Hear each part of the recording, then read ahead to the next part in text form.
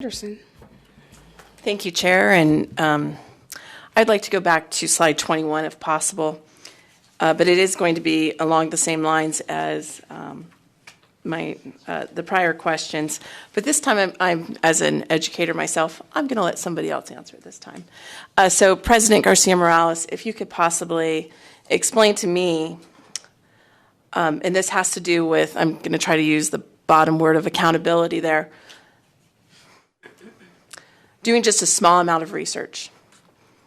What role did the board have when Superintendent Jara made the decision to give a very large raise to executive committees in November of 2021 that would have been equal to some of our first-year teachers? What role did the Clark County School District Board of Trustees have in that decision and/or in following conversations? This seems like a pretty straightforward question, but let's give it some context.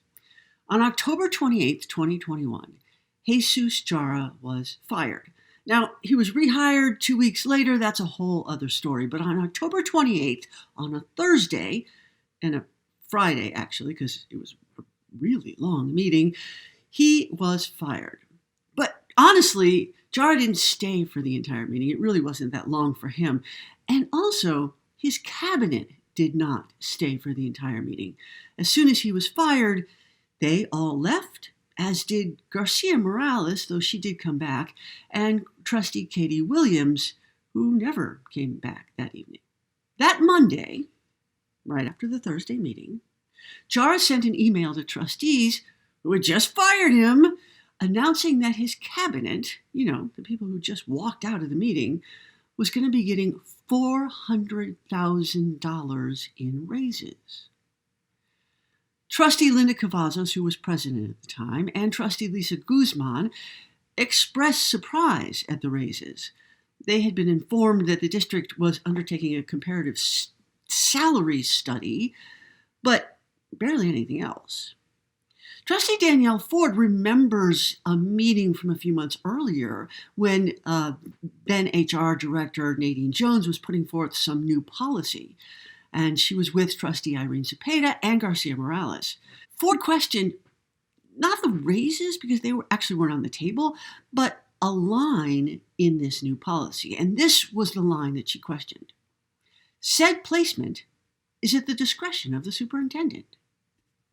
Ford questioned why this line had to be added. Jones said it was just a formality. Cepeda said that it was always up to the superintendent to make a final decision. And what was Ford complaining about? And Ford then tried to argue that no, if it was always up to the superintendent to make the final decision, then why did we have to put it in writing again, specifically for this policy? I should note that this was not a public meeting. This was one of those serial private meetings that Jara or his team has with 3 or fewer trustees, so they technically aren't holding a public meeting. But I think that this is a violation of public meeting law, and I've been saying this for a long time. But I think it's important to note here that this rule change that ended up giving raises to all of his cabinet members, that Natha Anderson, that Assemblywoman Anderson's notes, is more than what a first-year teacher would get. This rule change was not publicly discussed, ever. And at least 3 trustees had no idea that the raises were going to be coming down the pike until they got that email. So this is what Assemblywoman Anderson is asking, and this is not what Trustee Garcia-Morales wants to answer. Evelyn Garcia-Morales for the record. Thank you for your question, Assemblywoman Anderson. The board has a huge responsibility when it comes to student outcomes. Our focus, when we focus on student outcomes and have priorities that are clear, crystal clear when it comes to goals that help us measure the success of our district. I mean, those are absolutely critical. So, I'm not sure what she's saying here, but she's definitely not answering the question. Now, when it comes to the increases, which you referenced, I have to share with you actually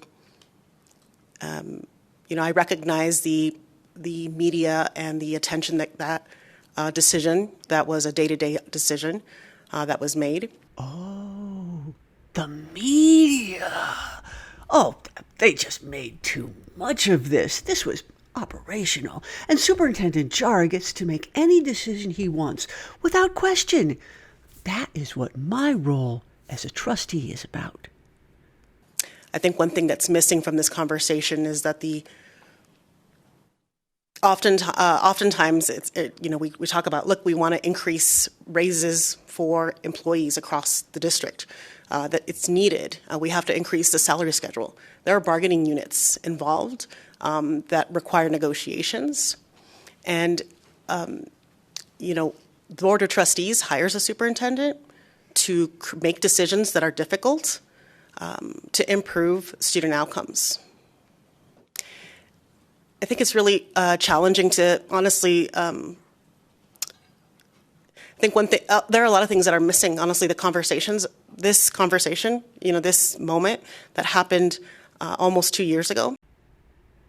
In other words, hey, this bank robbery took place 2 years ago, and we have all moved on. What is your problem? Sure, the bank is failing, but we can't look back upon why. Thank you for that, and I understand. As you can tell, I'm pretty upset about it because that happened 2 years ago, and yet if I were to utilize the data, where exactly does that then help in the high school achievement science scores or the mathematics scores when these individuals, such as the chief financial officer's raise was $44,000, or the information officer, who should actually be helping with making a source of pride and a positive culture to work in Clark County School District, where exactly are they helping in that? And I'm more than happy to have anybody answer that question as to how exactly the information officer is creating a positive culture in our school districts, and more importantly for the educators and support professionals who work at Clark County School District. Dr. Jara, actually, forgive me, Trustee Evelyn Garcia-Morales, for the record, I can't get trustee out of my system. It is just in it. Ew. And I know you want to answer that, but I think it's really important that we have really honest conversations about how our school systems have been funded.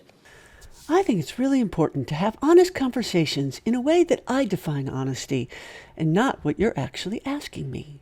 I recognize that you want very specific answers to how a chief information officer, for example, who develops infrastructure for a school district, that if you compare it to a private sector employer, I mean, everybody in education is underpaid, including your school board of trustees.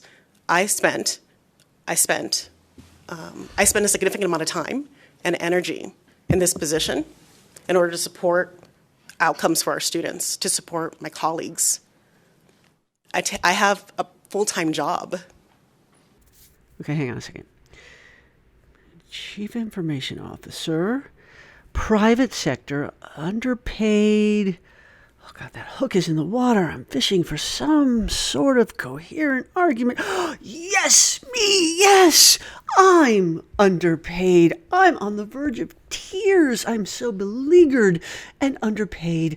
It's all about me. I appreciate the question when it comes to whether we are paying people enough. The answer is no. And this body has the power to increase budgets across the entire board. I recognize that it's not an easy decision and it's not an easy conversation, but I mean, if we want to talk about money, we have to look at everything. Now, let's be clear here. Trustees make about $9,000 a year. They're elected for 4-year terms.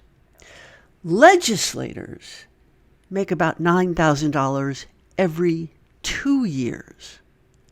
They get really $4,500 a year.